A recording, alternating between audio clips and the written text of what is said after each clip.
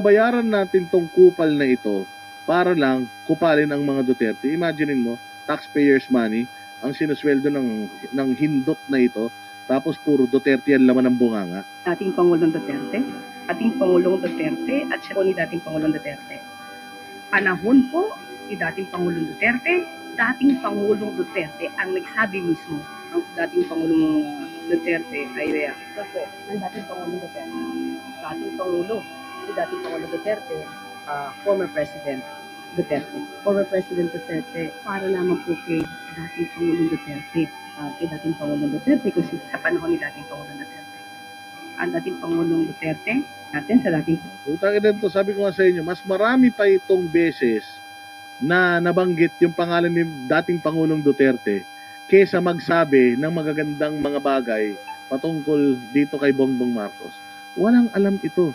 Itong gobyerno na to, ang target lang talaga nito mga Duterte. Magandang araw po sa ating lahat, lalong-lalo na sa mga OFW na hindi sumali sa Zero Remittance Week ng mga pro-Duterte. Lahat po ng katanungan, sasagutin natin sa abot ng ating makakaya. Basta malinaw kung anong purpose nyo sa mga comments na ibibigay nyo. Sino ang mauuna?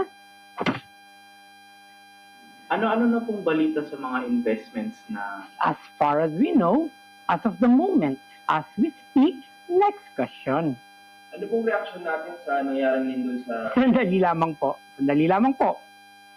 Ibabalik ko po sa inyo ang tanong. Nandoon po ba ang mga Duterte? Nandoon po ba ang mga Duterte sa lindol? Kung wala po, next question. Bakit po puro Duterte ang gusto niyong pag-usapan? Teka lang po. Sandali po lamang. Hindi po tama ang tanong. Hindi po totoo yan. Ang sinasabi ko lamang po, next question. Di ba po, hindi naman kayo Marcos supporter? Nakamping po kayo, di ba? Pinapil niyo po ba yung pwesto niyo ngayon? Sige po, himayin po natin ang inyong katanungan. Marcos supporter, kakamping, feel na feel. Kayo po, tatanungin ko po kayo.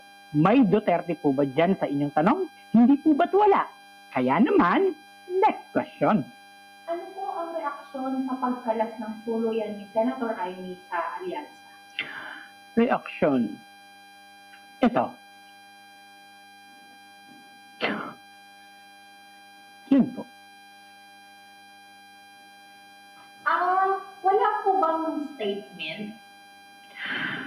Kung gusto po natin ng sagot, may kulang po sa inyong tanong.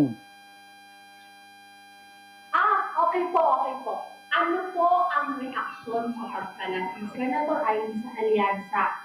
Indikasyon po ba ito na pinagtatanggol niya ang mga Duterte? Yun! Duterte! Sa pagtatanggol niya po sa mga Duterte, yan ay kita naman. Napakarami pong inimbitahan sa Senado. Mga department secretaries po. Lahat taga-admin. Pero, bakit ganun? Bakit ang labo ng sagot nila? Di ba po? Unfair? Nandun silang lahat Mga admin, kitang-kita nyo po. Di ba? Unfair?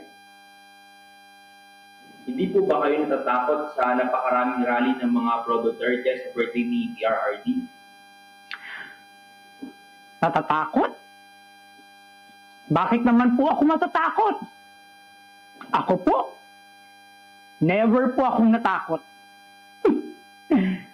May narinig po ba kayong direkta na tayo po ay tinatakot? Sino po ang nananakot? May tinatakot po ba talaga? Pero never po tayong natatakot. Balitaan niyo po ako.